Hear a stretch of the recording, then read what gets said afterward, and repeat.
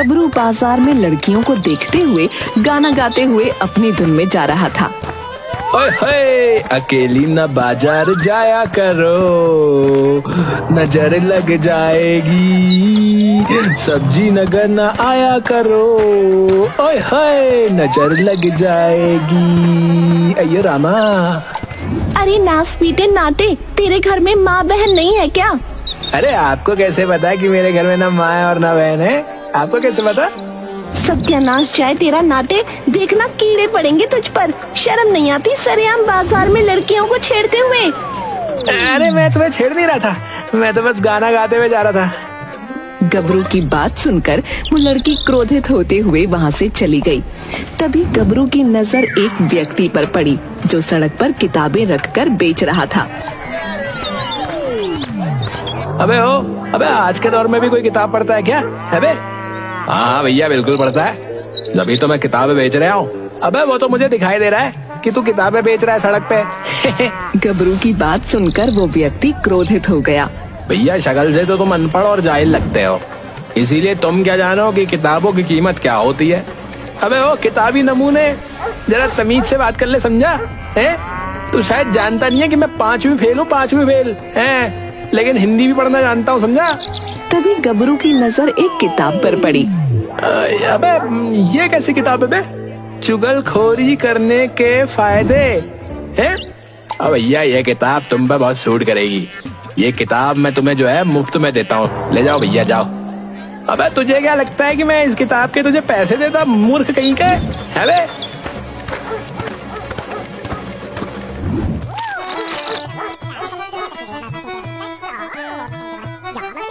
अरे वाह यार, इस किताब में तो चुगलखोरी के बहुत फायदे लिखे हुए हैं। इसका मतलब मुझे भी चुगलखोर बनना चाहिए है। मगर इसके लिए पहले मुझे शराफत का चोला पहनना होगा, तभी लोग मेरी बात पे विश्वास करेंगे ना। कहाँ से शुरुआत करूं? कहाँ से? हाँ, चाय वाले की दुकान से शुरुआत करता हूँ।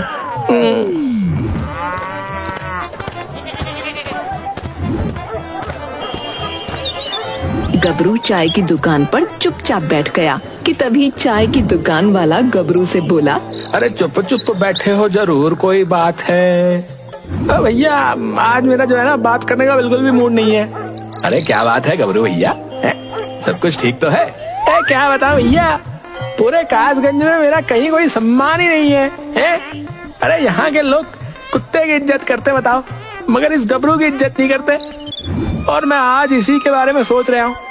अरे गबरू भैया, एक तो तुम नाटे हो और ऊपर से गुस्से वाले भी, और तुम किसी से इज्जत से भी बात नहीं करते हैं, इसीलिए तो लोग तुम्हारी इज्जत नहीं करते हैं। अबे तुम सही कह रहे हो बे, चाय वाले भैया सही कह रहे हो तुम। आज से मैं किसी से भी ना बदतमीजी से बात नहीं करूंगा, बता रहा हूँ, हर किसी से तमीज से बात करूंगा।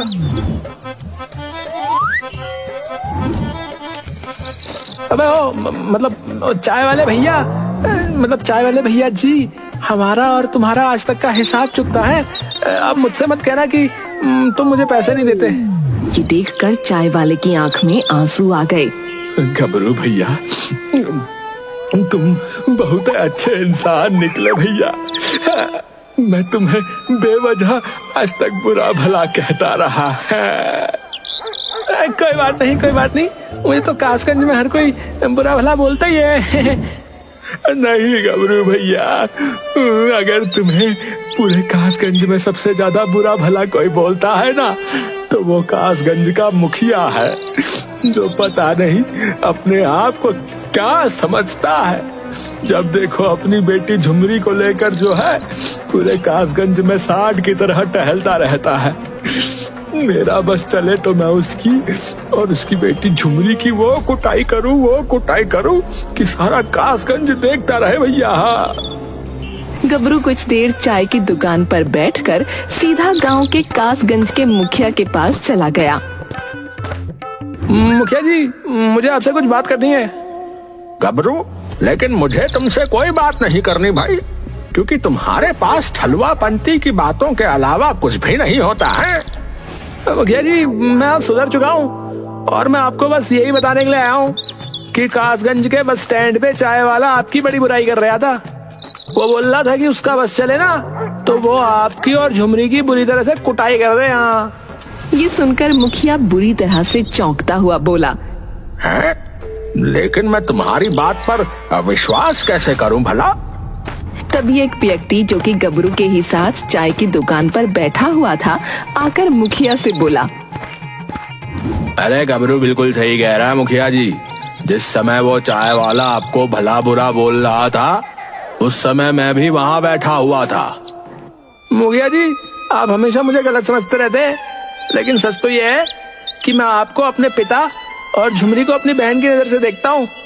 ये सुनकर मुखिया को चक्कर आते हुए महसूस हुए। अरे गबरू तू तो वाकई सुधर गया रे, और तूने उस चाय वाले की करतूत बताकर अपने सुधरने का मुझे सबूत भी दे दिया। अब उस चाय वाले की खैर नहीं, तो रुक अभी मैं उसकी खबर लेता हूँ।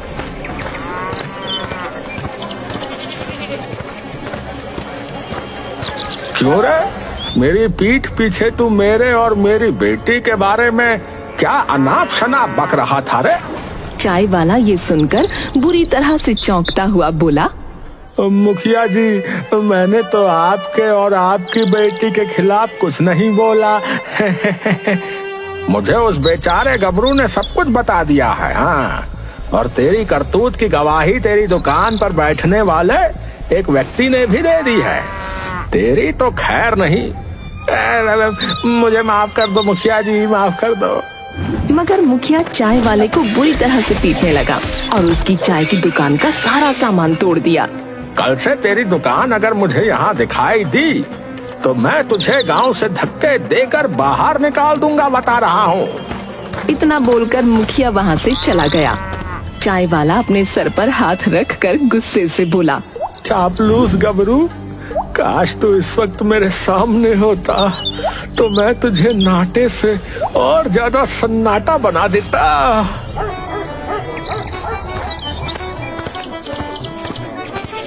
तुम सही कह रहे थे गबरू, मुझे उस चाय वाले से ऐसी उम्मीद नहीं थी। मुखिया जी मैं आपका कासगंज छोड़कर जा रहा हूँ। क्या हुआ गबरू, तुम कासगंज छोड़कर क्यों जा रहे हो? मेरे पास कुछ ही पैसे पड़े थे मुखिया जी, जो मैंने उस चाय वाले को दे दिए। अब तो मेरे पास खाना खाने तक के पैसे नहीं बचे। कासगंज से बाहर जाकर मेहनत मजदूरी करके कुछ पैसे कमाकर अपना पेट भरूंगा। पागल हो गए हो क्या? अरे तुमने मुझे पिता बोला है और झुमरी को अपनी बहन। चलो मेरे साथ, आज से तुम मेरे घर पर खाना खाओगे।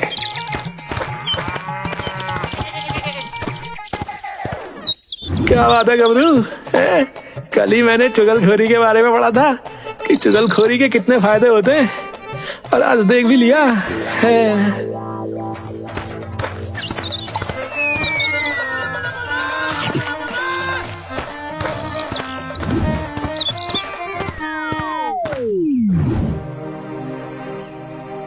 मुखिया जी आपके चेहरे पर जो है चिंता की लकीरें क्यों झलक रही हैं? अब तुम्हें क्या बताऊं गबरू, पड़ोसी गांव के सुखिया चाचा ने अपने इकलौते पुत्र अज्जू के लिए मेरे घर में रिश्ता भेजा है। उन्हें मेरी बेटी झुमरी पसंद आ गई है। सुखिया चाचा तो बहुत ज्यादा पैसे वाले हैं मुखिया जी। मैंने सुना है कि उनके पास पूरे 100 बीघा जमीन है, तो आपको तो खुश होना चाहिए। बात तो तुम्हारी सही है गबरू, लेकिन मैं सुखिया चाचा को पसंद नहीं करता। क्या है ना कि अभी वो 100 बीघा जमीन सुखिया चाचा के ही नाम में है। अगर वो 100 बीघा जमीन उनके बेटे अज्जू के नाम हो जाए तो मजा आ जाए, लेकिन फिर भी क्या कर सकते हैं, बुढ़ऊ सुखिया चाचा को आज नहीं तो कल मरना ही है। सुखिया चाचा कब आ रहे हैं झुमरी को देखने के लिए? कल सुबह 11 बजे का समय दिया है उन्होंने आने के लिए। मूर्ख मुखिया, तूने मेरे नाटक को देखते हुए झुमरी के साथ मेरा कभी विवाह नहीं किया ना? तेरी ऐसी की तैसी। बेटा मैं भी तेरी बेटी का विवाह अज्जू के साथ नहीं होने दूंगा, बता रहा हूँ। क्या बात है गबरू, क्या सोच रहे हो? कुछ नहीं मुखिया जी, आप गांव के लुटिया हैं, मेरा मतलब मुखिया हैं। आप जो फैसला लेंगे वो बेहतर होगा। मुझे अभी भी विश्वास नहीं हो रहा गबरू कि तुम इतने सुधर गए हो। मुखिया की बात सुनकर गबरू मुस्कुराता हुआ घर से बाहर चला गया और सुबह 11 बजे कासगंज की सीमा पर टहलने लगा। तभी उसे दूर से सुखिया चाचा और उसका बेटा अज्जू आता हुआ दिखा। अरे कहाँ जा रहे हो सुखिया चाचा, कहाँ जा रहे हो? क्या गबरू, तुम्हारे कासगंज के मुखिया के घर पर जा रहा हूँ। क्या है कि मुझे उनकी बेटी झुमरी पसंद है अपने बेटे अज्जू के लिए, इसीलिए मैं अपने बेटे अज्जू को भी साथ लिए जा रहा हूँ। लेकिन मुखिया तो कल आपको काफी भला बुरा बोल रहा था। क्या बकवास कर रहे हो गबरू? हाँ सच बोल रहा हूँ। बोल रहा था कि कुछ ऐसा हो जाता कि आपकी 100 बीघा जमीन आपके बेटे अज्जू के नाम हो जाती और आप मर जाते। और हाँ, ये भी बोल रहा था कि बुढ़ऊ सुखिया को एक ना एक दिन तो मरना ही है। ये बकवास है गबरू। सारा कासगंज जानता है कि तुम एक नंबर के झूठे और मक्कार हो। मैं तुम्हारी बात पर विश्वास क्यों करूं? मैं जानता था सुखिया चाचा कि आप मेरी बात पर विश्वास नहीं करोगे, इसीलिए सबूत के तौर पर मैंने अपने मोबाइल में मुखिया जी की बातों को रिकॉर्ड कर लिया था। ये सुन लो, 100 बीघा जमीन उनके बेटे अज्जू के नाम हो जाए तो मजा आ जाए। बुढ़ऊ सुखिया चाचा को आज नहीं तो कल मरना ही है। 2 कौड़ी का मुखिया है? एक तो इसकी बेटी के घर पर रिश्ता करके मैंने एहसान किया इस पर, और ऊपर से ये मेरे मरने की ही दुआएं मांग रहा है। इसे छोड़ूंगा नहीं। चलो अज्जू, मुखिया को पीट कर आते हैं, चलो।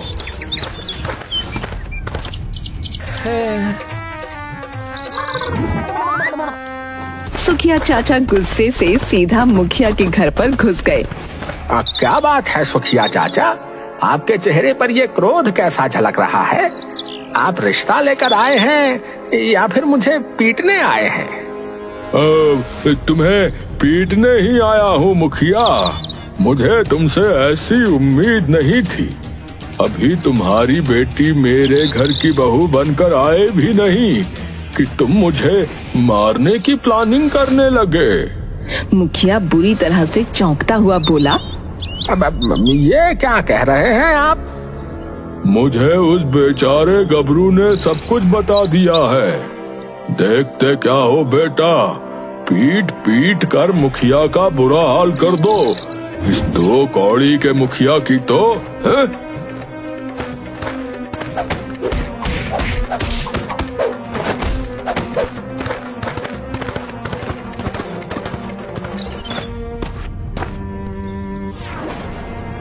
अरे पिताजी, आपको कौन रुई की तरह धुनकर चला गया?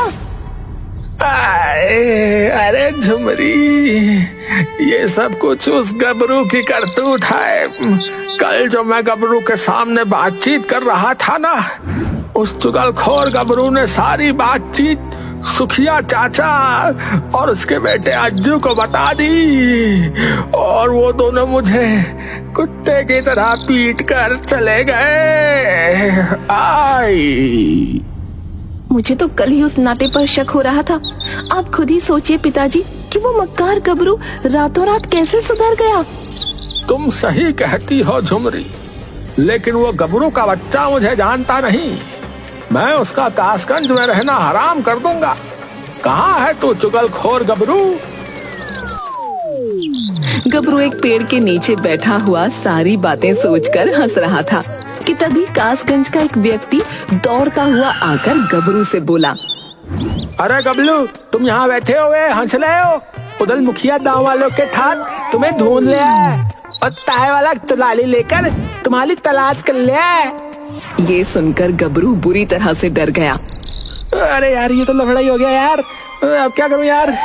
उत्तरी, अरे कल ना त्याग गबलू, अपनी दान बताकर भाग, नहीं तो वो थपेला पीट पीट कर बुरा हाल कर देंगे। उधर कहाँ डाले हो? अबे भाग रहे हो बे। अले मुखिया ने साले ताजगंज की सीमा की देलाबंदी कर रखी है। तू अगर ताजगंज की सीमा पर पहुंचेगा ना तो वो तुझे वहीं से पकड़ लेंगे। भगवान, अब मैं कहाँ से भागू यार। तू तो मला गबलू, तू तो मला। इतना कहकर वो व्यक्ति वहाँ से चला गया। तभी गबरू की नजर एक साधु पर पड़ी। गबरू दौड़ता हुआ साधु के पास जाकर बोला, साधु महाराज, साधु महाराज, साधु महाराज, मुझे बचा लीजिए साधु महाराज। मैं कोई पुलिस थोड़ी हूँ जो तुझे बचा लूंगा।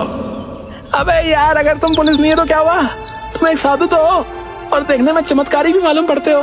कोई चमत्कार करो ना। मुझे सिर्फ एक ही चमत्कार करना आता है। कौन सा चमत्कार? मैं सिर्फ रंग बदल सकता हूँ। रंग बदल सकता हूँ? क्या मतलब? मैं तुम्हें समझाता हूँ। जैसे कि तुम्हारा शरीर का रंग काला है, मैं उसे नीले में परिवर्तित कर सकता हूँ, पीले में परिवर्तित कर सकता हूँ, यहाँ तक कि काले में परिवर्तित कर सकता हूँ। अब तुम बताओ कि तुम्हें अपने शरीर का रंग कैसा चाहिए? हाँ, समझ गया। तुम कहना क्या चाह रहे हो? मुझे ऐसे रंग में परिवर्तित कर दो कि कोई मुझे पहचान ही ना पाए।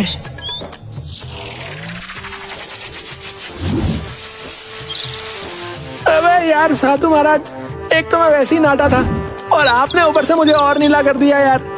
अरे, तुमने ही तो बोला था कि कोई भी तुम्हें पहचान ना पाए। इस रंग से तुम्हें कौन पहचानेगा? अरे हाँ, ये तो मैं भूल ही गया था। हाँ, ठीक है साधु साहब, ठीक है। और सुन, ये तेरा नीला रंग 1 महीने तक तेरे शरीर पर रहेगा। उसके बाद ये स्वयं उतर जाएगा। गबरू वहाँ से भागने लगा कि तभी मुखिया और गांव वालों की नजर नीले पड़ चुके गबरू पर पड़ी। अरे देखते क्या हो, पकड़ो इस नाटे को। इसकी तो अपने शरीर पर नीला रंग पोत कर भाग रहा है। गांव वालों ने गबरू को पकड़ लिया। अबे ओ मुखिया, अबे मुझे पहचान कैसे लिया बे? मेरा रंग तो नीला है। अबे मूर्ख, तेरा रंग नीला जरूर है, लेकिन तेरा कद तो नाटा ही है ना। और पूरे संसार में सिर्फ तू ही 2 फीट का है, समझा? अरे देख क्या रहे हो, मारो इस चुगलखोर गबरू को। गांव वाले बुरी तरह से गबरू को पीटने लगे और गबरू बड़ी मुश्किल से अपनी जान बचाकर गांव की सीमा से बाहर निकलकर भाग गया।